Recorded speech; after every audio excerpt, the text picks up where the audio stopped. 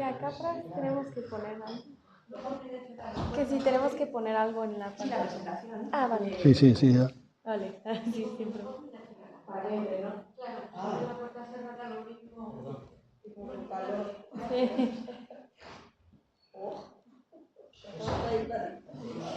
No. Entre el aire.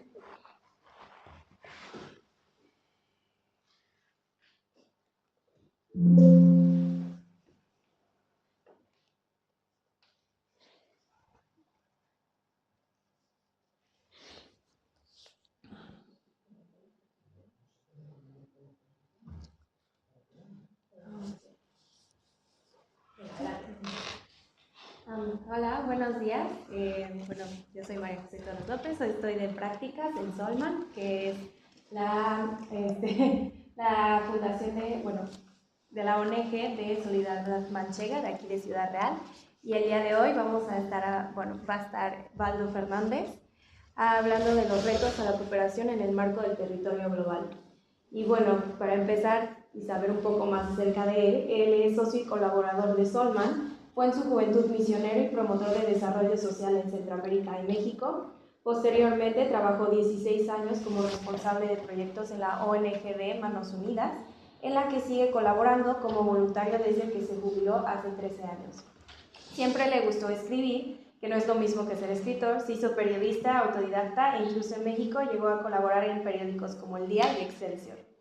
Hace casi 8 años inició la elaboración de Las Otras Noticias, que es un podcast que tenemos en Solman, y donde sintetiza como las distintas noticias de interés global.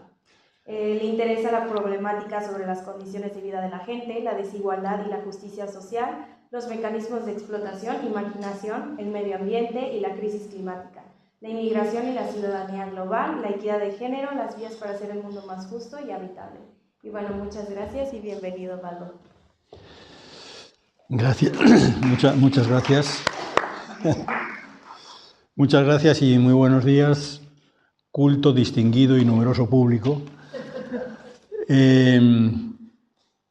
Antes de iniciar, debo decir que para mí es un privilegio estar aquí y participar modestamente en este 30 aniversario de Solman. Es una efeméride. Técnicamente eso se llama una efeméride. Y me alegro mucho de participar de alguna manera en este proyecto. Bien, le he titulado Retos a la cooperación en el marco del deterioro global.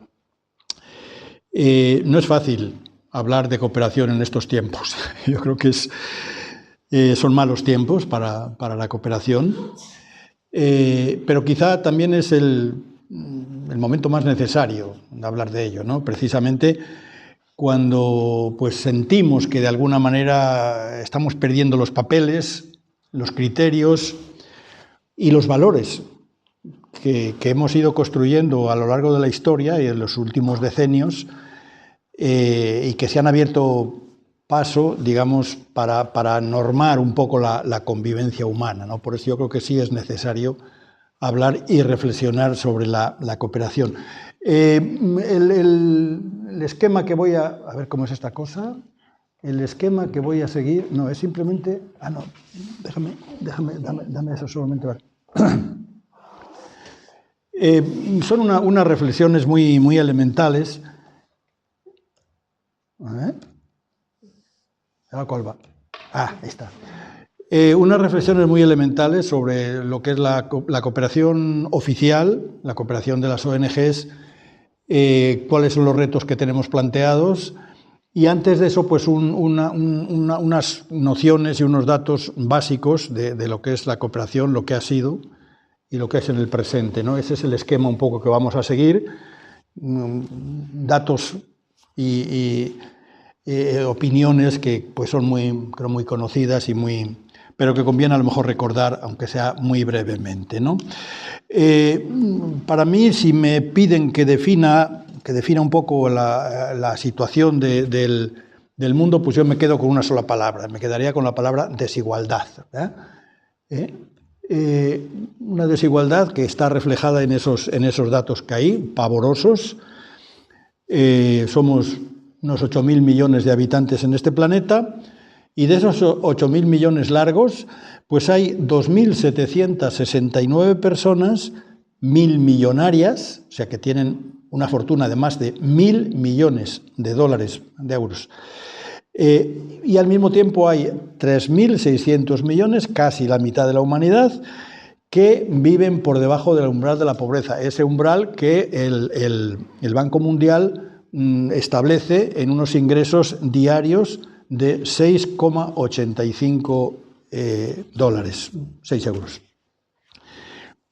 También podemos decir que el 1% más rico de la población, que son 80 millones de personas, tienen el 38% de la riqueza, es decir, igual que el 90% menos pudiente de la población.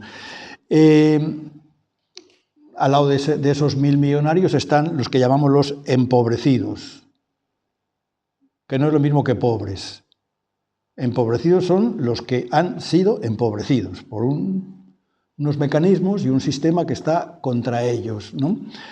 Es que es incómodo incluso decirlo, ¿no? O sea, ¿cómo aceptar y cómo decir que hay en el mundo 750 millones de seres humanos que se acuestan cada día con hambre, ¿no?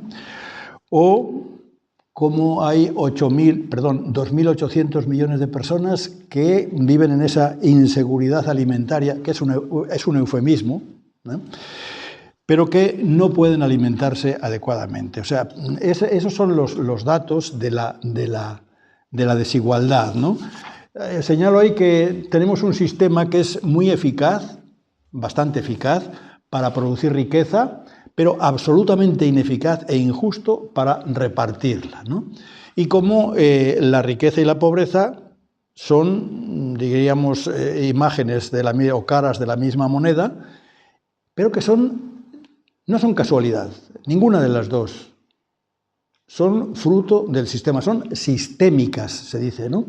Es decir, es un asunto diseñado, un asunto deliberado, en su génesis, en su origen, pero también en su mantenimiento.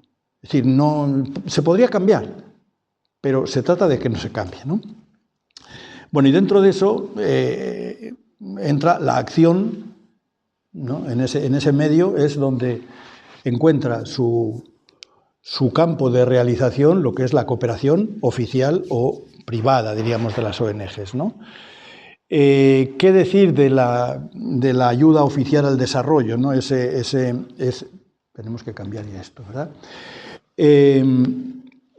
Sabemos, la ayuda oficial al desarrollo pues es los aportes o el aporte económico, financiero, técnico que los organismos oficiales de los países del norte envían a los países del sur, los países pobres.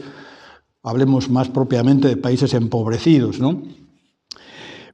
Supuestamente para impulsar el desarrollo y al menos la disminución de la pobreza, ¿verdad?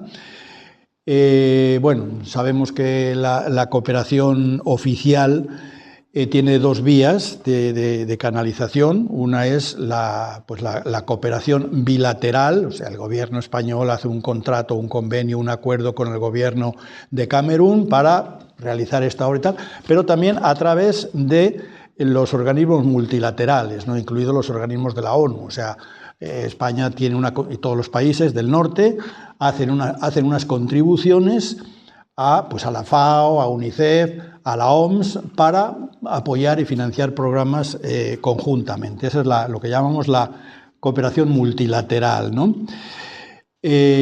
Más o menos en la cooperación oficial, la ayuda oficial al desarrollo, que se llama la AOD, de España, aproximadamente el 60% se canaliza por esta cooperación multilateral, ¿no? A través de los organismos internacionales, digamos, ¿no? Una característica o un dato importante, creo, de lo que es la ayuda oficial al desarrollo española es que es ejecutada, el 90% es aportada por la Administración General del Estado, y el otro 10% es el que corresponde a las comunidades autónomas, los ayuntamientos, las universidades, ¿no? que es lo que llamamos la cooperación descentralizada, ¿no? Digo, son conceptos muy básicos por refrescarlos un poco, ¿no? Luego, también sabemos que algunos organismos públicos, incluida la Administración General del Estado, canalizan una pequeña parte de esa ayuda a través de las ONGs, ¿no?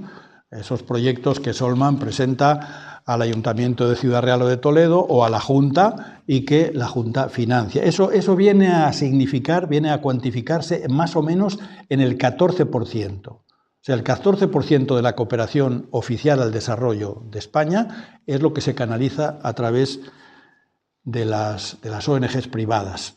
Y aquí diría que es casi el único campo en el que yo prefiero lo privado a lo público, ¿verdad? Es decir, las ONGs saben más de cooperación que cualquier organismo del Estado, porque ellos tienen otros parámetros, ¿verdad? Bueno, pues por recordar un poco, hace 50 años o 60 años, España era todavía un país receptor de ayudas internacionales, era un país pobre, pero pasamos a ser un país rico y a ser un país donante, ¿no? Entonces, más o menos allá por los años 80, España dedicaba a cooperación, los primeros años, aproximadamente el 0,15% del PIB. Es una forma de medir la cooperación internacional, ¿no? Todos nos recordamos del famoso 0,7 de hace 30 y tantos años, aquellas grandes movilizaciones demandando que la cooperación oficial destinara el 0,7%, que había sido recomendado por la ONU, para cooperación, ¿no?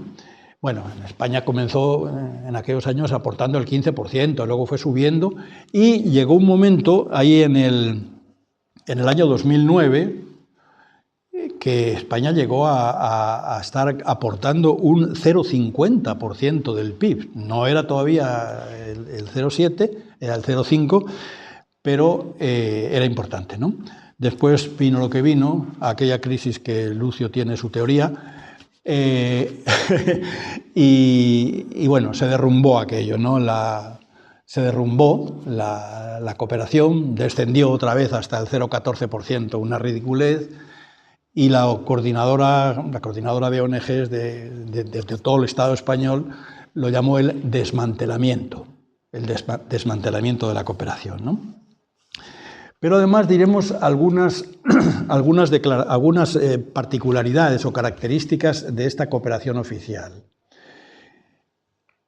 Es una cooperación que fundamentalmente está ligada a los intereses económicos y comerciales.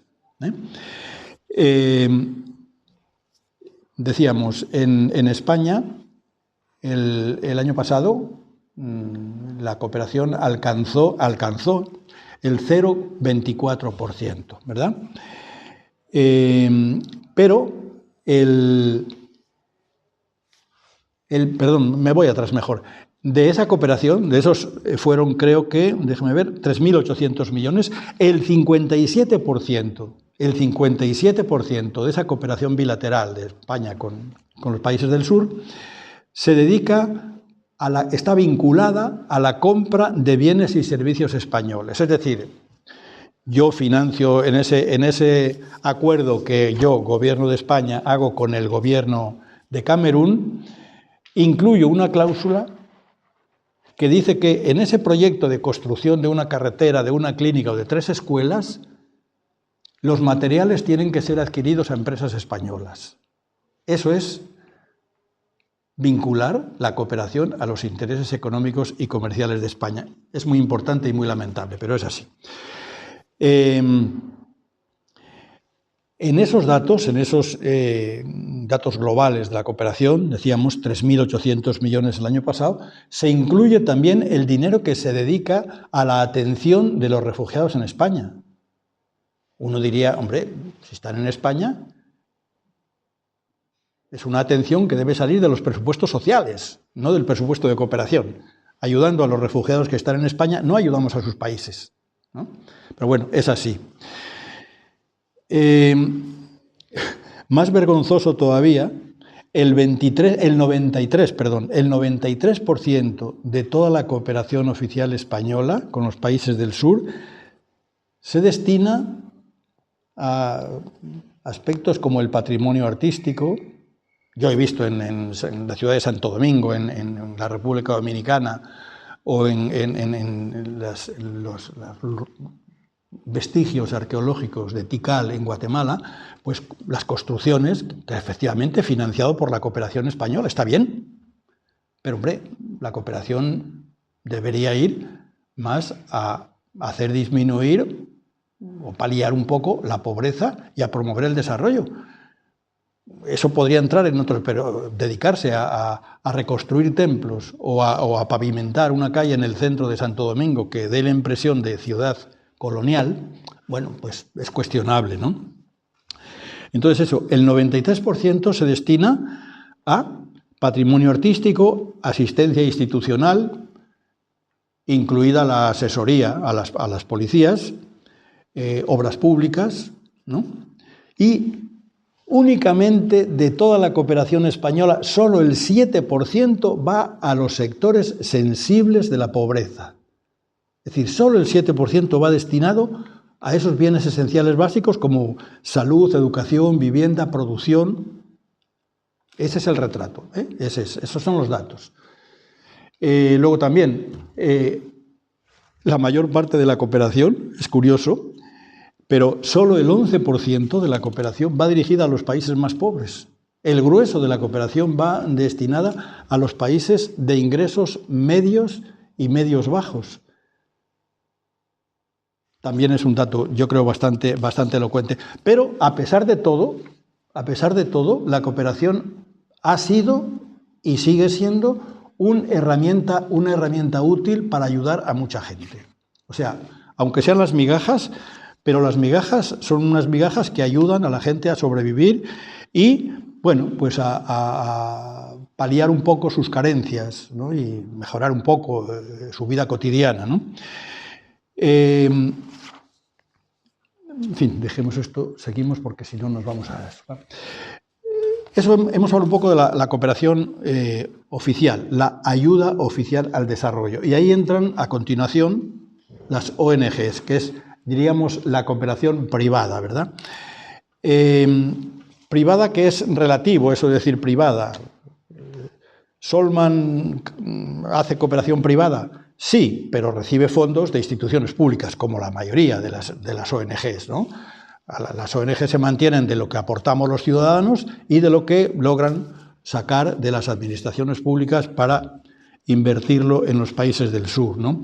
Más o menos se calcula que las ONGs recibimos de los ciudadanos el 30% de nuestros presupuestos y el 70% de los organismos públicos, ¿verdad? En algunos casos ese porcentaje varía sustancialmente, no hay ONGs que reciben más del 70% de los organismos públicos, ¿no? Claro, eso pues tiene su aquel, porque si recibes mucho dinero de las administraciones públicas, algún tributo hay que pagar, y normalmente se paga, ¿no?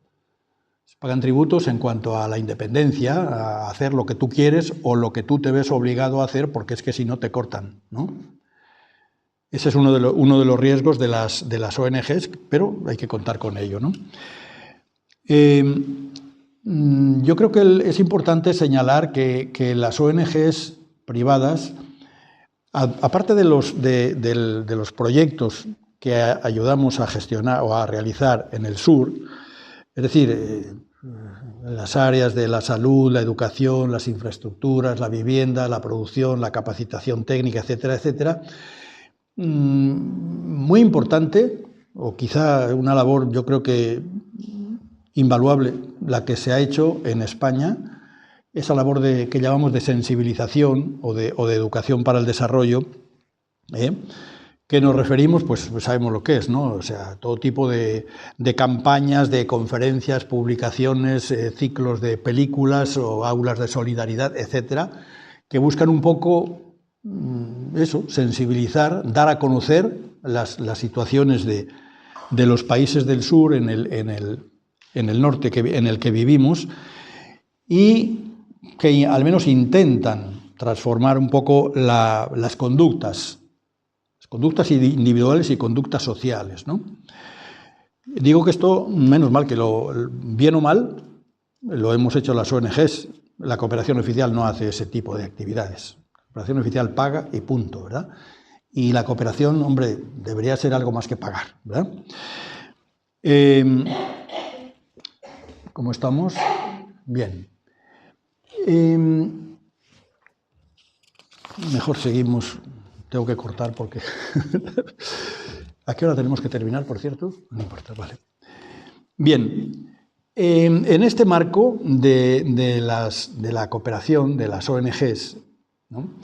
Al principio, allá por los años 60, que casi existían muy poquitas ONGs, ni se llamaban así, creo yo, eran más bien acciones sueltas, vinculadas muchas veces a las congregaciones religiosas o similares. Bueno, pues empezó, como no podía ser de otra manera, por darle el pez al que tiene hambre, ¿no? Después se fue cambiando y decir, no, además de darle el pez hay que enseñarle a pescar y todas aquellas cosas. Entonces fueron cambiando los conceptos de las ONGs en el sentido de, bueno, pues en los 80, con todo el tema de la deuda externa y tal, pues se toma conciencia de que los países pobres están muy endeudados y que si no se hacen transformaciones en el tema de la deuda, pues nunca van a poder salir de ahí. Entonces las ONGs comienzan a trabajar en esos temas también, ¿no? En cualquier caso, insisto, lo que se ha hecho desde las ONGs privadas ha sido invaluable porque han puesto digamos, en la agenda pública en el norte la problemática del sur, que solo lo han hecho las ONGs, ¿no? Antes lo hacían los misioneros, ahora yo creo que ya ni eso, pero sí lo hacen las ONGs, ¿no? Por ejemplo, los temas de la sostenibilidad medioambiental o de las desigualdades globales o del medio ambiente, del comercio justo o del desarrollo de capacidades, del diálogo, de la paz, eso lo han hecho las ONGs, poner esos temas, diríamos, sociales en la agenda pública. Y en los últimos años, pues yo creo que hemos tomado mayor conciencia de esto y hemos entrado en eso que se llama... Perdón.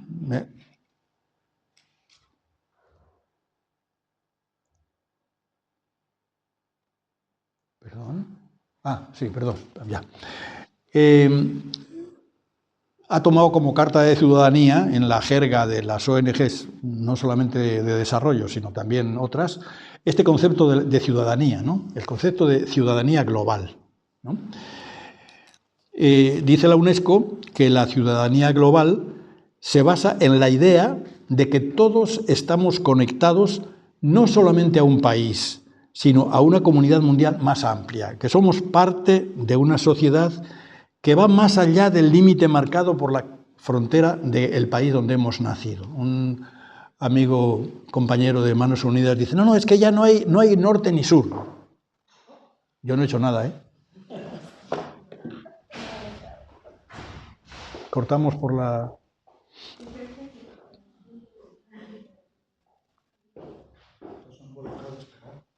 ¿Eh? Clarísimo, clarísimo, sí, sí.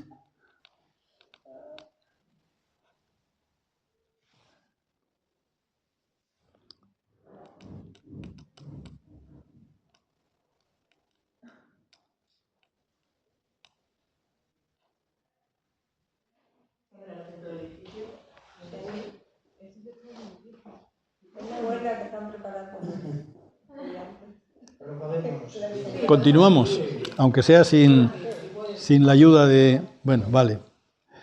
Estamos en el tema de la ciudadanía global, diciendo, ¿no? Este amigo del que les hablaba, no, es que ya no hay norte y sur. Y yo le digo, a ver, hay norte y sur. Otra cosa es que tengan que estar tan imbricados que formemos parte de una sola humanidad. Eso sí. El norte y el sur formamos, esa es la esencia, digamos, del concepto de ciudadanía global. Es decir, el norte y el sur formamos parte de una sola humanidad, no hay más que una sola humanidad. Y como era aquello de la mariposa que vuela no sé dónde, sus efectos se sienten en el otro extremo del globo, ¿no? Eso implica que las ONGs, además de las intervenciones que realizamos en el sur para paliar la pobreza y toda esa cuestión, tenemos que relacionar las demandas y las necesidades de ese sur y los derechos del sur con la problemática del norte.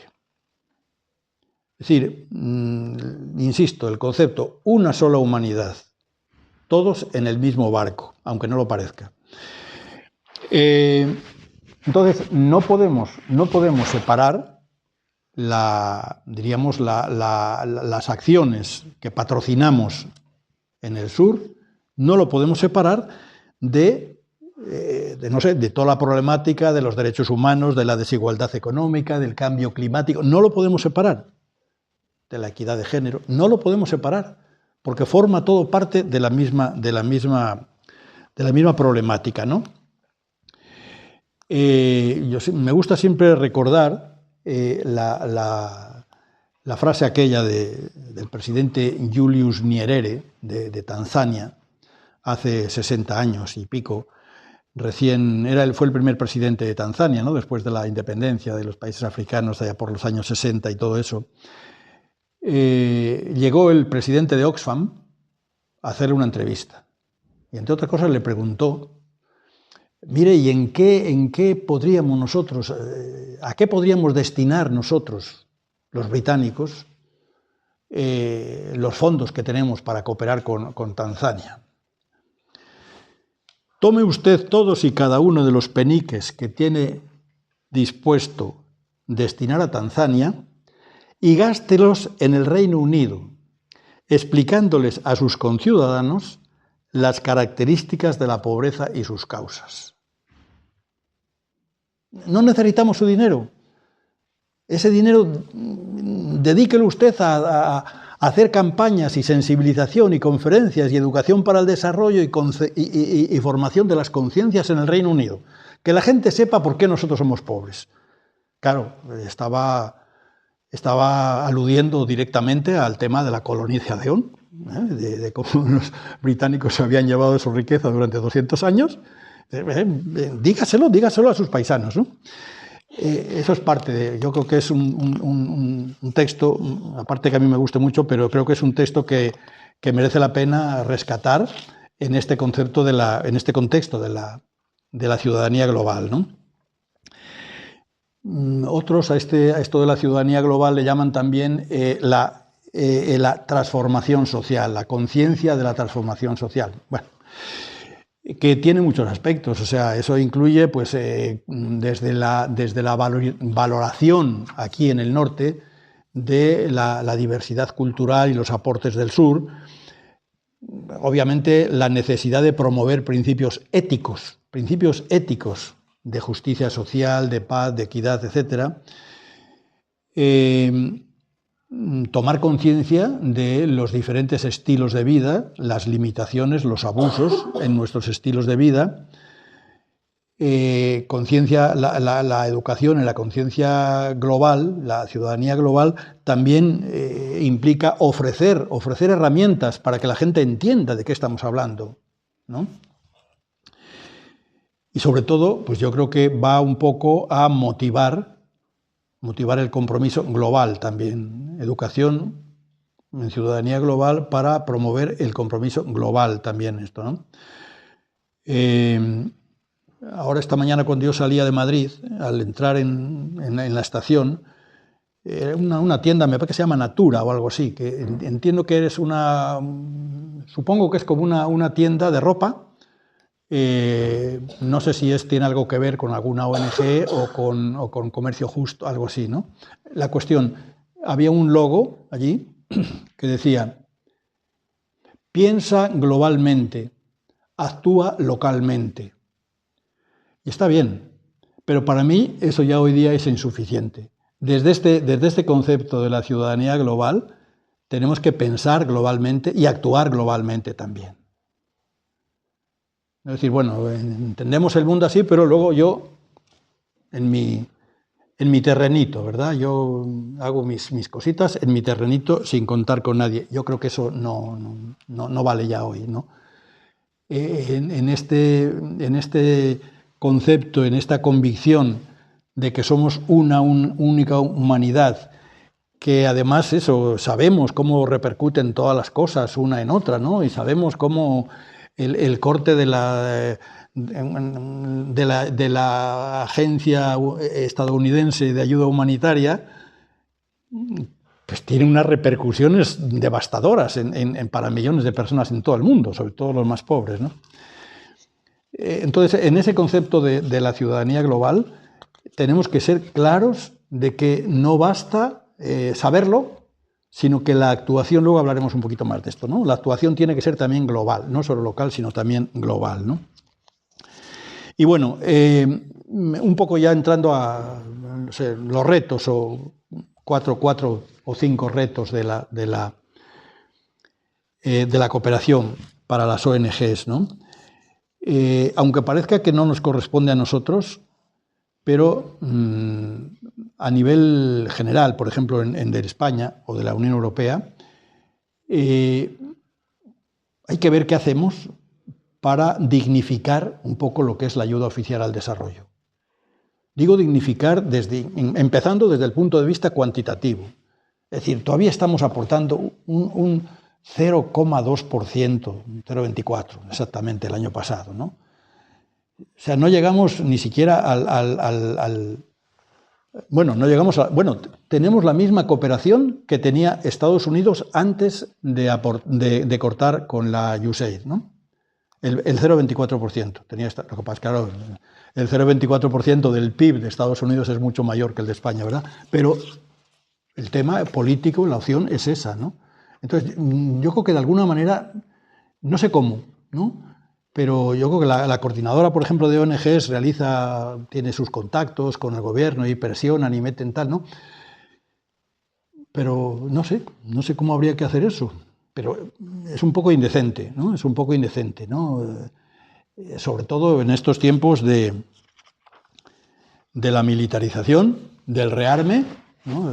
Hace 2 días o 3, ya el presidente de gobierno afirmó que muy bien, vamos a ponernos al día, vamos a subir al 0,2% del PIB en ayuda militar, y eso implica que este año vamos a invertir, dejémoslo en gastos militares, porque no es solo en armas, ¿verdad? Dejémoslo ahí. Pero vamos a invertir 10.000 millones adicionales al presupuesto. Según los expertos, el presupuesto español en este año 2025, el presupuesto para defensa, incluyendo no solamente los gastos del Ministerio de la Defensa, sino gastos de otros ministerios y de otras instituciones, pero que tienen que ver con lo militar, andábamos ya por los 28.000 millones, una cosa así, ¿no?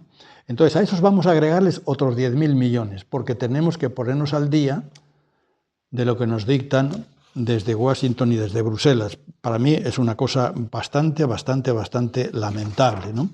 Entonces, es de recibo que el presupuesto de la defensa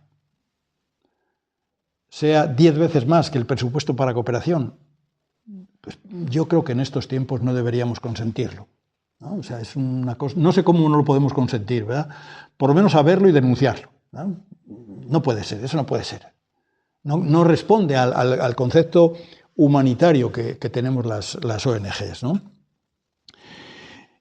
Yo creo que frente a esta vorágine, además armamentista, esto acaba de ser, pero dentro de una semana vendrán más cosas, porque esto desde hace unos meses es un sinvivir de anuncios y de aumentar, ¿no?, los gastos en armas para honra y gloria de las empresas armamentísticas, ¿verdad?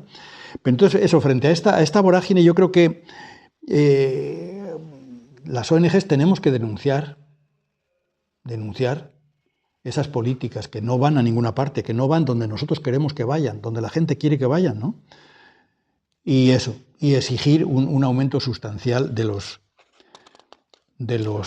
fondos de cooperación, ¿verdad? Y hablando de la USAID,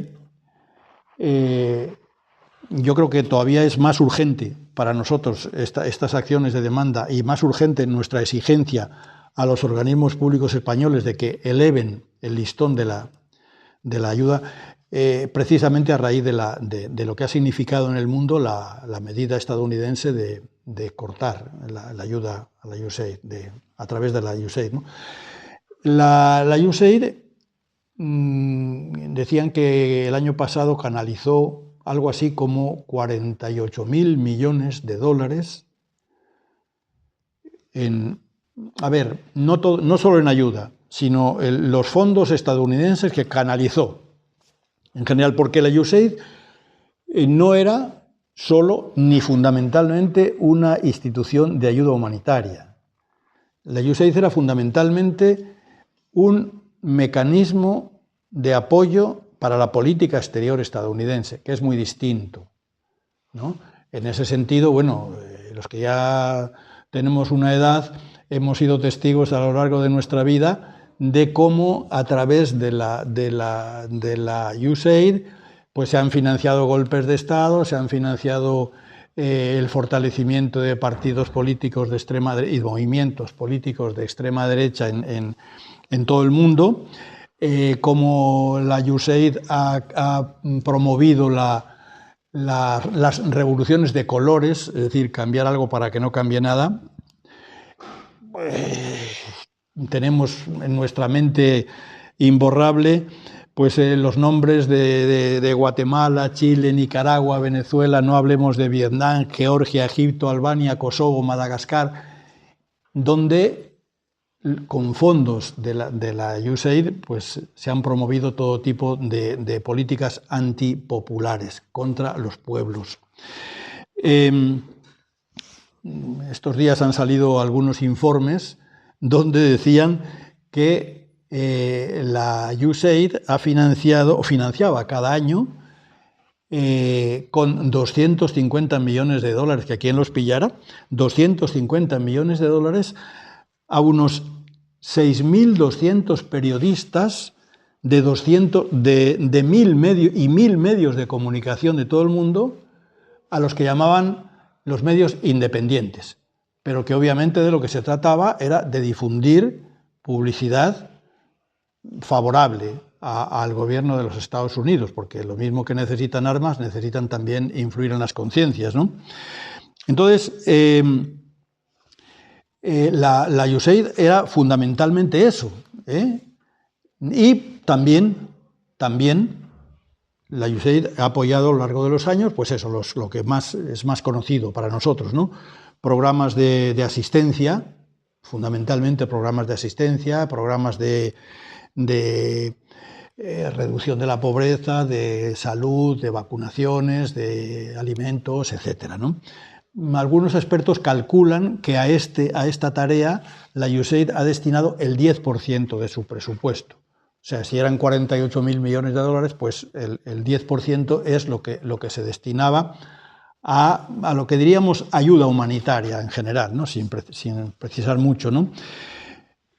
Algunos incluso han dicho, dice, hombre, ¿qué menos que Estados Unidos dedicara algún dinerito, siquiera por compensación al expolio que ha estado haciendo durante siglos de esos pueblos a los que ahora ayudan, ¿verdad?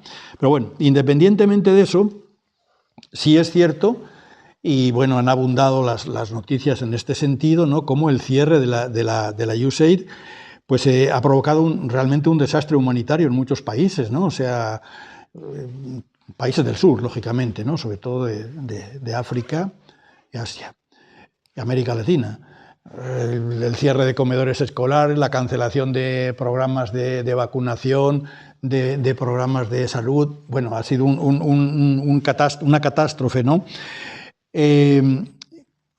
La Organización Mundial de la Salud ha dicho, por ejemplo, que este año se producirían 15 millones adicionales de casos de malaria y 107.000 muertes más debido a esos cortes, lo cual es muy gordo, es muy grave, ¿no? También han dicho que probablemente el número de contagiados de SIDA puede aumentar en 10 millones adicionales y que puede haber 3 millones de muertos por ese motivo. Es decir, todo eso por el corte de la ayuda estadounidense, que ellos, Donald Trump y su equipo, sitúan en el eslogan ese famoso ya, el America First, ¿no? America First, que quiere decir todo para nosotros. Esa es la traducción literal, ¿no? No literal, sino la verdadera. Y todo el mundo sabe que se van a producir enormes retrocesos en los avances que se habían conseguido en los últimos años, sobre todo eso, en temas de salud, de educación, ¿no? De paliativos a la pobreza, ¿no? Con el agravante de que también ha habido otros países que han pasado así de tapado, como que no nos hemos enterado, pero el Reino Unido, Francia, Alemania, Países Bajos y un etcétera largo, que también han cortado, no del todo como hizo Estados Unidos, pero sí en medida, en modo sustancial, esas ayudas para pasarlas a los presupuestos de defensa, ¿verdad? Me llamó mucho la atención unas declaraciones, creo que del secretario de Estado estadounidense, ¿no? Que decía que de ahora en adelante cualquier ayuda de Estados Unidos debe responder a las preguntas de: ¿esto hace a Estados Unidos más seguro? ¿Hace a Estados Unidos más fuerte? ¿Hace a Estados Unidos más próspero? O sea, más claro no canta un gallo, ¿verdad? Bien, pero es un excursus que había que hacer, hablando de la USAID, pero hablando de los retos, ¿no? Y en el marco siempre de esa conciencia de ciudadanía global, una de las cosas que tenemos que reflexionar las ONGs y obligar a otros a reflexionar es el tema de los modelos del desarrollo, ¿verdad? Es decir, porque la cooperación internacional no puede tener otro objetivo más que promover el desarrollo. ¿Pero qué desarrollo?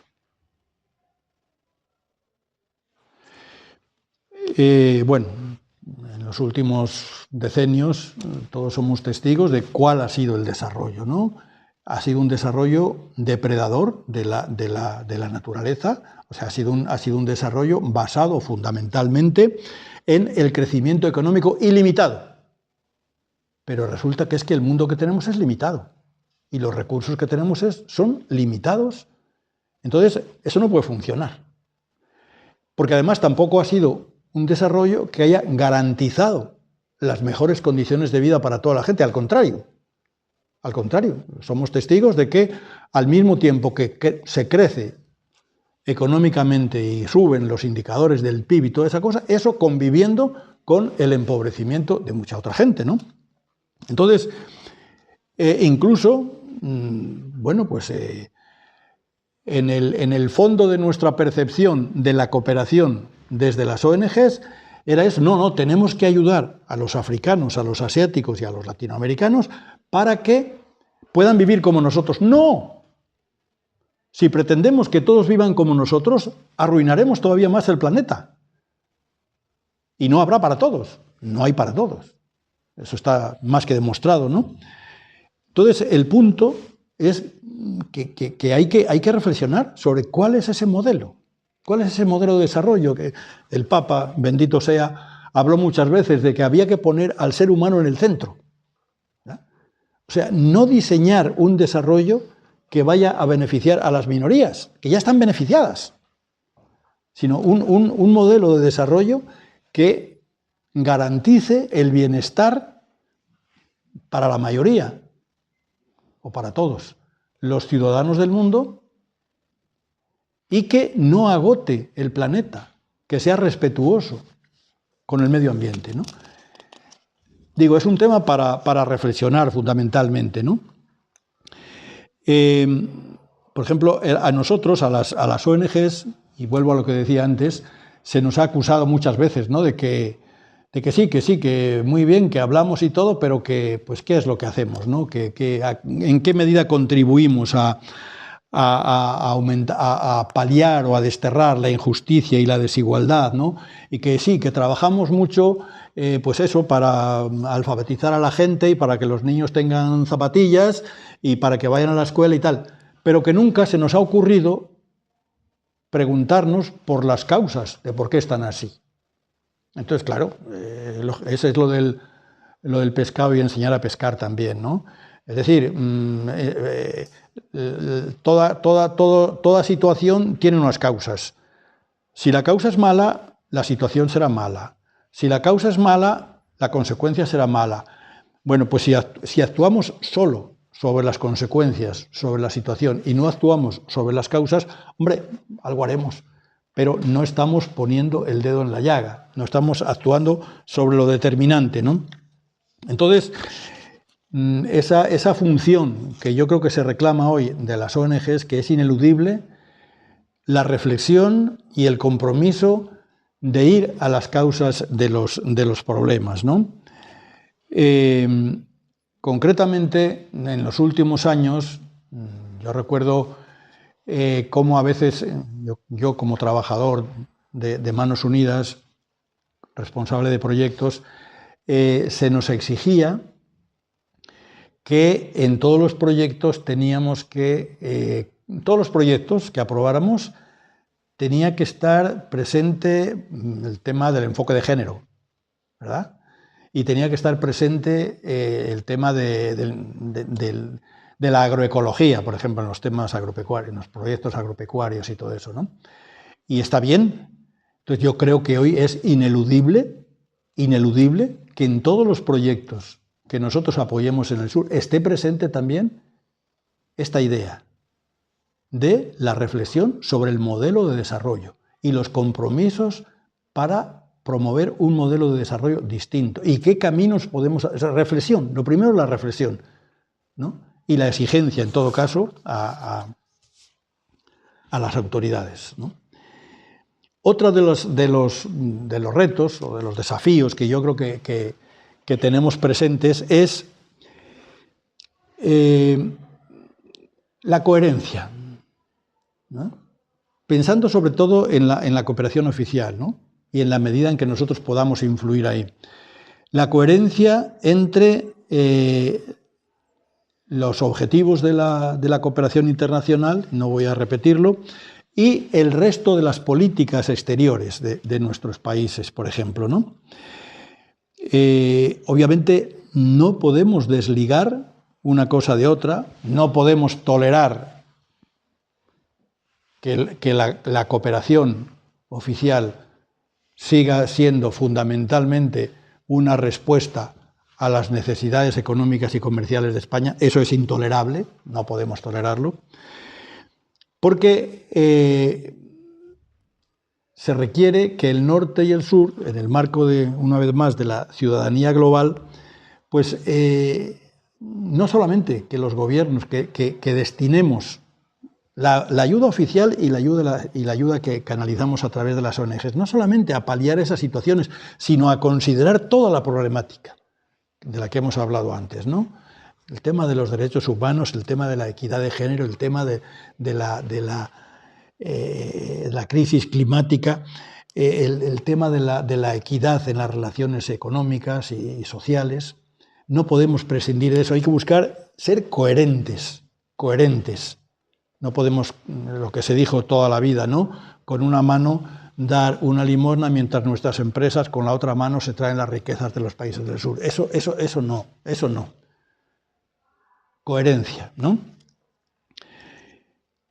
Una cosa importante, para mí personalmente muy importante, es un poco la inserción de las ONGs, de Solván y de Manos Unidas, de todas, en la problemática del norte.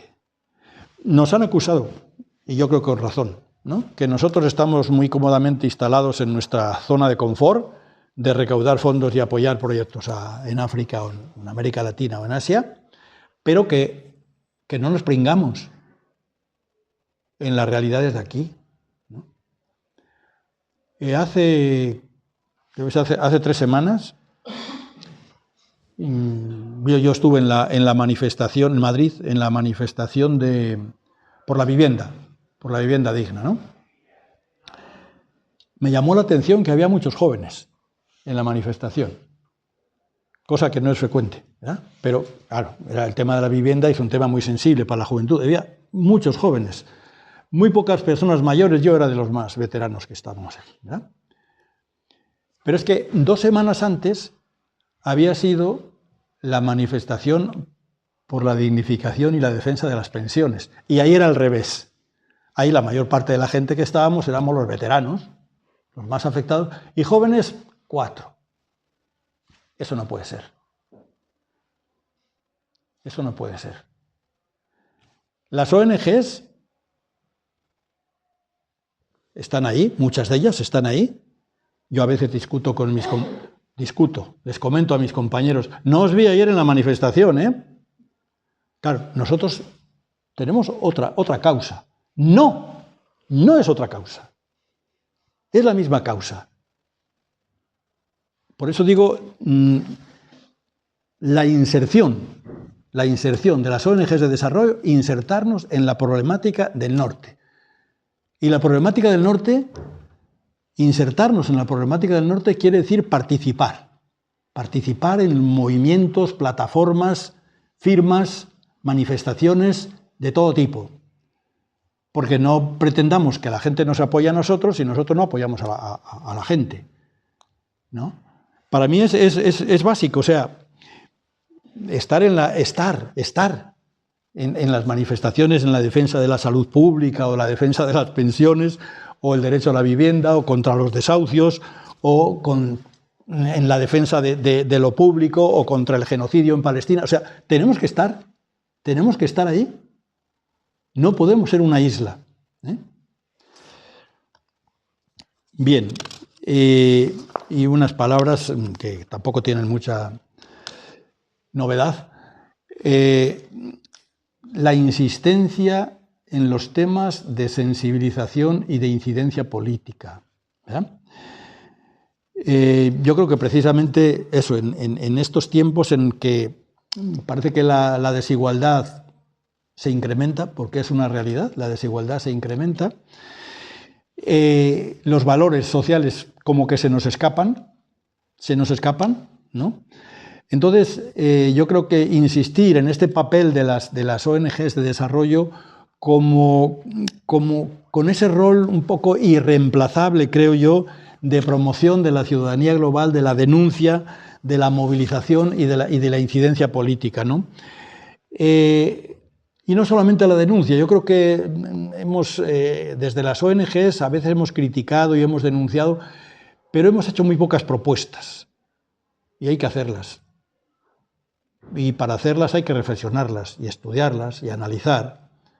No tenemos que conformarnos con ser buenas personas, sino que tenemos que procurar ser técnicos, ser analistas y aportar con criticidad y con propuestas.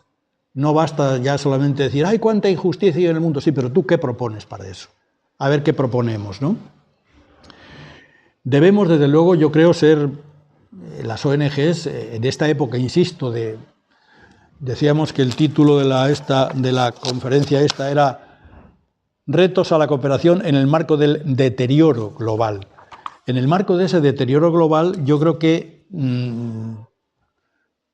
son de las pocas instancias con autoridad moral, las ONGs de desarrollo, precisamente para eso, para ser un despertador de las conciencias sociales y de las conciencias de los poderes. Y no podemos dejar de denunciar todas esas cosas que no voy a repetir, ¿no? Y estar ahí en las plataformas nacionales e internacionales con denuncias y con propuestas, porque, a ver, finalmente sabemos que es en las instancias políticas y económicas, ahí finalmente es donde se decide el bienestar o el malestar de la mayoría de la gente. Es ahí. O sea, aparte de la obligación cotidiana que tenemos de apoyar y de paliar las carencias y la pobreza, tenemos que mirar y actuar globalmente buscando esa incidencia en las autoridades políticas y económicas, de manera que se transformen las causas, que se transforme la estructura que da origen al malestar de la gente y transformarlas en eso que aspiramos a que sea el bienestar de la gente. Es ahí y ahí debemos estar. Y yo hasta ahí llegué. Bueno.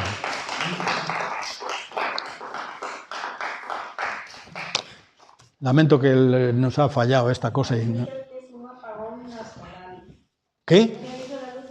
En toda España. O sea, que estamos en el aire. ¡Guau! Yo que era un boicot en toda regla. Igual, por si alguien tiene alguna duda o algo para... Eso espero. ¡Qué barbaridad! A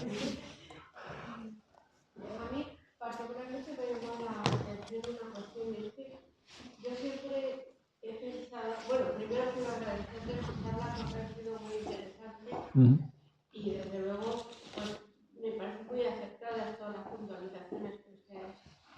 Pero es que hay una cosa que, por mi desconocimiento, yo pensaba que las ONG tenían como una... Porfa. Que si lo estamos grabando, si no le importa la voz, no la... Tenían como un destino concreto, quiero decir, unas que se ocupan más de cuestiones sobre niños, por ejemplo, bueno, otras sobre temas culturales, tanto las oficiales como las privadas. Entonces, por eso me llamó la atención, con ese cómputo general que ha hecho usted al principio, de porcentajes dedicados a, supongo que ahí ese cómputo era general, tanto las privadas como las oficiales, y entonces me llamó la atención que ha dicho que hay un porcentaje elevado, no me acuerdo el número que ha dado usted, que se dedicaba a la recuperación monumental. Bueno, es un tema que Paco sabe que nos interesa porque yo soy profesora en el Departamento de Historia del Arte y entonces a mí ese tema siempre me preocupa mucho. Lógicamente hay otros que más, pero bueno, ese también forma parte, porque forma parte de la identidad y además luego económicamente también puede tener sus réditos, digo. Entonces yo, pues claro, ya me quedo ahí un poco descolocada, porque entonces hay un organismo que se llama UNESCO, ¿no?, que se ocupa de estas cuestiones, y hay otro organismo que se llama UNICEF, que se ocupa de niños. Entonces, si yo soy socia, y lo soy, de UNICEF, y por otra parte soy socia de ACNUR, entonces resulta que yo no, o sea, no sé entonces qué es lo que yo dedico a una cosa u otra, si luego resulta que se lleva a otra cosa. O sea, ya ahí me quedo un poco descuadrada porque entonces lo que yo invierto en mis donativos, digamos, en fin, ¿eso qué pasa? Que todo luego se junta y entonces va todo y resulta que ahí sale... Nunca, no sé, no había pensado que esto fuera luego de esta manera. No sé, seguramente estoy hablando desde la absoluta ignorancia y confusión. Quizá únicamente, bueno, no sé si aclara. Hablamos primero de la cooperación oficial, ¿verdad? De la ayuda oficial al desarrollo, con las dos vías. Una es la vía bilateral, en el caso de España, del gobierno español con el gobierno de la República Dominicana, de Colombia o de Camerún, ¿va? Y otra, la vía multilateral. O sea, el gobierno de España hace un aporte de X millones a UNICEF, a ACNUR, a Organización Mundial de la Salud, que entonces la Organización Mundial de la Salud, con el aporte español, francés, Dinamarca, tal, realizan sus proyectos, ¿verdad? Las cifras esas de las que hablas, que más o menos estiman en el 93%, se refiere a la ayuda bilateral, la ayuda de gobierno a gobierno. Entonces, el gobierno español, los fondos que destina bilateralmente a proyectos de desarrollo o de ayuda en los países del sur se destinan fundamentalmente eso, a rescate del patrimonio cultural, apoyo institucional, incluso obras públicas, pero no directamente es la crítica, ahí viene ya la crítica, no es directamente a los problemas reales cotidianos de la gente, del hambre, de la pobreza, del mejoramiento de las siembras, de la atención a la salud, toda esa cosa. A eso nos referíamos, ¿no? Otra cosa es que de la ayuda oficial al desarrollo de España, que más o menos se canaliza en un 60% a través de los organismos multilaterales, claro, ahí sí ya cada organismo se especializa, el aporte que el gobierno español hace a la OMS, a la UNICEF o al ACNUR van directamente, en el caso de la OMS, a los programas de salud, en el caso de UNICEF a la infancia y en el caso de ACNUR a los refugiados, ¿verdad? Y ahí sí, normalmente van más directamente a las necesidades reales de la gente, en la ayuda multilateral. Esto también tiene otros aspectos operativos, a veces muy censurables, de que estos organismos a veces destinan una gran cantidad de dinero a los aportes personales de sus trabajadores, de sus empleados, ¿no? Que a veces tienen unos sueldos un poco elevados y un tren de vida un poco elevado, y entonces se va mucho dinero. Pero bueno, ese es otro tema, ¿verdad? Es un tema operativo censurable, pero lo que es, digamos, hablando en dos palabras, la ayuda del gobierno español, la que va directamente de gobierno a gobierno, obedece mucho la crítica esa, que el 57% de esa ayuda está vinculada a intereses comerciales y económicos, y eso no se vale.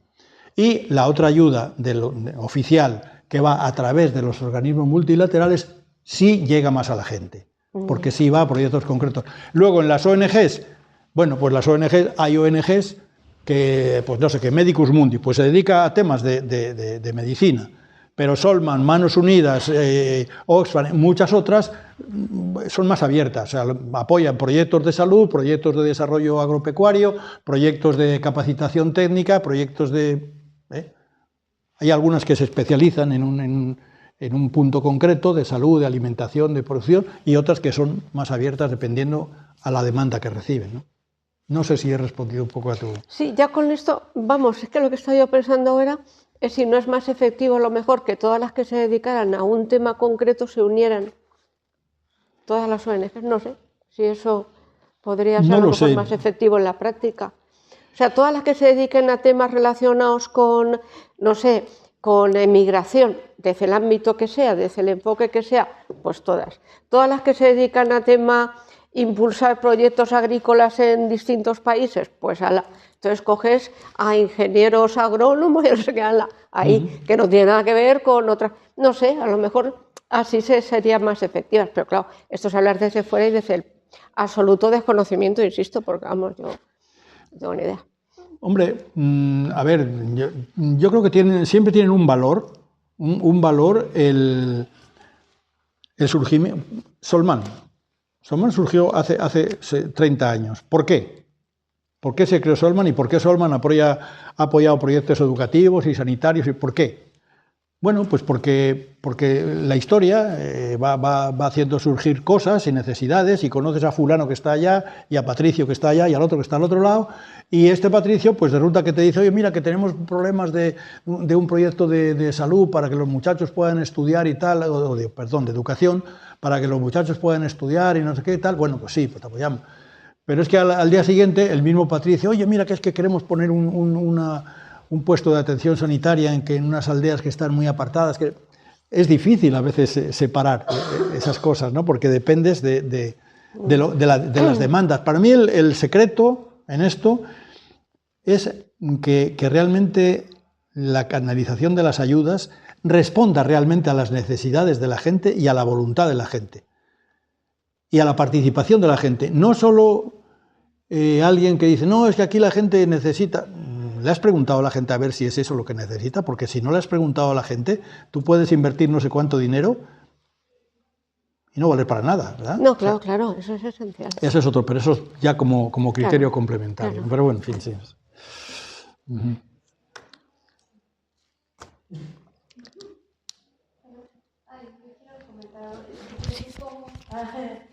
¿Cómo se quita? Igual yo supongo que tiene que ver mucho con si se hace una misma fundación, una misma asociación, siempre se les va a ir de la mano una persona, una comunidad, porque no tienes como tanto amplitud en todo el mundo. Entonces, por ejemplo, Solman se dedica a ciertas comunidades, Manos Unidas está en otros lados. Sin embargo, por ejemplo, de UNICEF o de UNESCO, de ACNUR o todos, en algún momento, por lo mismo que no es vinculante, se les van las comunidades porque no, es como abarcar mucho. Entonces es importante que existan las ONGs porque siempre necesitas como el trato directo con las personas y ya como UNICEF y eso ya es un trato más de Estado, más de federal, ya es más sistema y justo entra igual como lo sistémico, que es como una de las causas de la pobreza, por ejemplo, en México, que tenemos mucha pobreza en muchos lados. De hecho, igual cada vez empieza como a aumentar más la pobreza, se necesitan este tipo de organizaciones como para tener ese trato directo y que haya la gente directa y no el sistema apoyando. Entonces es como yendo directamente como la causa que apoye directamente al realmente ver qué es como la raíz del problema y empezar como a apoyar. Entonces sí. Sí, entonces porque sí, el UNICEF y todo, la ACNUR sí mandan personas, pero somos tantas personas, tantos problemas que sí es más complicado como nada más generalizarlo a uno solo. Entonces por eso es la importancia de eso. Bueno, yo no me voy a... Sí, de acuerdo. Sí. No sé si hay alguien más que tenga dudas o quiera comentar algo. Quizás ahí hay un detalle, partiendo siempre de Solman, que es lo que conocemos y vivimos, es el hecho de que Solman también surge por la necesidad de ayudar en algunos sitios donde ya conocíamos a esas personas y esas necesidades.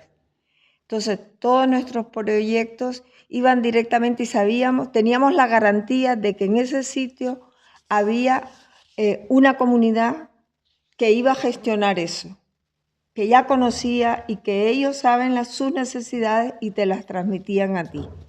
Entonces, eso te da garantía de que los fondos lleguen realmente a la gente.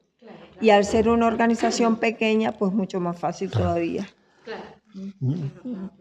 Yo creo que esa es una de las enormes ventajas de las ONGs sobre la cooperación oficial. Es decir, insisto en lo de que en este terreno es en los pocos terrenos donde yo prefiero lo privado a lo público, ¿verdad?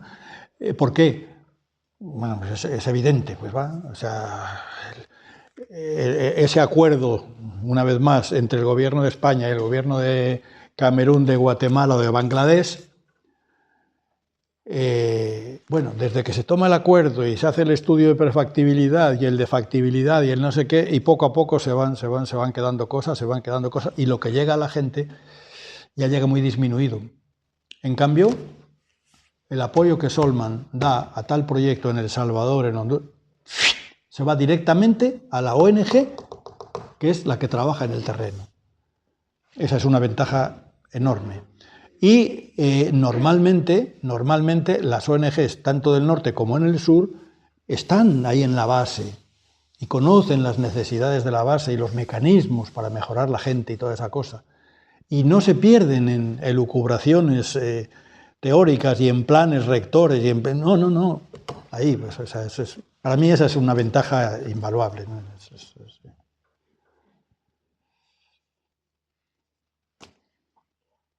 Sí, bueno, por aportar algo, quizá, que yo creo que lo has mencionado con el tema del modelo de ayuda oficial descentralizado. De hecho, en la memoria extensa de los 30 años tocamos en uno de los capítulos cuáles son esas ventajas y son las que se han señalado, que se estudian en otros países, no está tan marcada esa descentralización, ¿verdad? Y son lo que se está subrayando, esa cercanía, ese conocimiento en el terreno del proceso de desarrollo, que debe ser de largo plazo y no puntual. Eso es. Entonces, el concepto, que si quiere usted leer más, también sería interesante lo de la descentralización de la ayuda oficial, ¿no? Muy bien. Una de las cosas que más me Sí, bueno, abundar un poco en lo dicho por todos, ¿no? Porque es un poco la singularidad en la que España es un poco también referencia, que es esa cooperación descentralizada. Es decir, una cooperación, por ejemplo, de hacer un tema hidroeléctrico en Guatemala, pues a lo mejor al final quien lo hace es Unión Fenosa o Florentino Pérez. En cambio, una ayuda directa desde una ONG descentralizada va directo al grupo de mujeres o al grupo que tiene el contacto ya con la contraparte sobre el terreno, y bueno, habrá alguna pérdida de gestión, alguna pérdida ineludible, pero va directo, efectivamente. Básicamente es esa, esas diferencias, sin entrar en la otra cooperación esta ya de la ONU y tal, que yo ahí lo desconozco un poco o bastante, pero obviamente, como tú dices, pues tiene esos planes rectores, esos súper técnicos de elevadas nóminas y de viajes y, en fin, complejos más difíciles, que por otra parte se supone que afrontarán problemas globales, pues yo que sé, por ejemplo, la crisis de Sudán, una ONG pequeña no lo puede abordar de ninguna manera. No, ni las grandes, ¿eh? En el caso de Sudán y eso, sabes tú que están pidiendo, o sea, la OMS, por ejemplo, en Sudán, bueno, pues dice, no, para atender los problemas de salud que nos presenta este conflicto y tal, el año pasado, necesitamos 18 millones de dólares. Y lo más que recaudan son 7, por ejemplo, o sea, ni siquiera para eso. Y este año iban, me parece, por el 30%, una cosa así, en lo que va de año. O sea que... Y luego, en cuanto a la otra posibilidad que citabas al final, estas ONGs descentralizadas son mucho más combatientes por los logros del 07, por cualquier otro combate de incidencia política o social, que las otras estructuras que están ancladas en su nómina, digamos, y no se les ve que luchen tanto por lograr esa involucración de la sociedad normal aquí, ¿no? Sí, sí. Y en ese sentido, claro, en lo que se supone de vías de futuro, en cuanto a sensibilización de la sociedad local, que ya es difícil porque ante tanto entretenimiento de diverso tipo, pues es muy difícil colocar un mensaje de solidaridad y demás, pero bueno, si acaso hay alguna posibilidad es por estas vías, ¿no? Sí, sí. Ojalá hubiera otras muchas. Sin duda. Nada más. Paso el testigo. No, yo decía que a mí me ha gustado bastante toda la conferencia, pero un punto importante ha sido la invitación que nos haces a la reflexión. Es fundamental desde mi punto de vista. O sea, si tenemos claro que el desarrollo implica una modificación de las causas que hacen que la realidad sea cual sea, todo eso tiene que permitirnos o tiene que venir de una reflexión muy profunda en la que analicemos nosotros las causas para ver que nuestra actuación va a ir dedicada a combatir esas causas. Y al mismo tiempo saber que, bueno, pues como decías tú al final, los poderes públicos, los poderes fácticos son los que realmente cortan el bacalao y tenemos que estar ahí haciendo una incidencia social, política. El otro día el vicepresidente de la Junta de Comunidad de Castilla-La Mancha decía, no, es que las ONGs tenéis que insistir, tenéis que pedir, tenéis que hacer que esto... Lo hemos hecho muchas veces, lo hemos hecho muchas veces, ¿no? Y realmente el problema de la cooperación al desarrollo ha sido tratado y vivido desde el punto de vista de que lo hemos casi convertido en otros momentos en una problemática social. O sea, si la sociedad se hace eco de que el mundo está lleno de desigualdad, que el mundo está lleno de unos poquitos millonarios y millones de empobrecidos, pues entonces los políticos se escucharán, ¿no? Entonces, por eso sí es importante nuestra incidencia social, política, en prensa, en medios de comunicación, en todas partes, ¿no? Pero muy interesante el tema de que las cosas no es así, sino reflexión, ¿no? Yo recuerdo que a veces se hacía mucho, bueno, y todavía se hace, ¿no? La crítica aquella, sobre todo desde los sectores más, pues a lo mejor más de la izquierda, ¿no? Hacia las ONGs de desarrollo, que a vosotros lo único que hacéis es poner parches. Y es verdad, es verdad. Lo que hacemos es poner parches. Más no podemos hacer. Ahora, gorda obligación tenemos en poner los parches bien puestos. Allí donde los parches son más necesarios. O sea, si yo me hice la herida en el codo y me lo pongo en la mano derecha, que es que está ahí, hay que ir donde está. O sea, en ese sentido yo creo que también entra esto, ¿no? De poner, enfocar, sin abandonar esas tareas, digamos, cotidianas de apoyo a las necesidades reales de la gente en este mismo momento, pero eso, reflexionar y ver las causas y tal, porque si no, pues dentro de 50 años celebraremos otros 30 años de Solman y seguiremos las mismas, ¿verdad? Y no queremos. Ojalá no hubiera otros 30 años de Solman, ¿verdad? Porque no hiciera falta, quiero decir. Vale, pues cerramos aquí, ¿verdad? Muchas gracias a todos los asistentes, gracias a Baldo por tan interesante charla. Muchas gracias. A vosotros. Gracias por la oportunidad. Vale.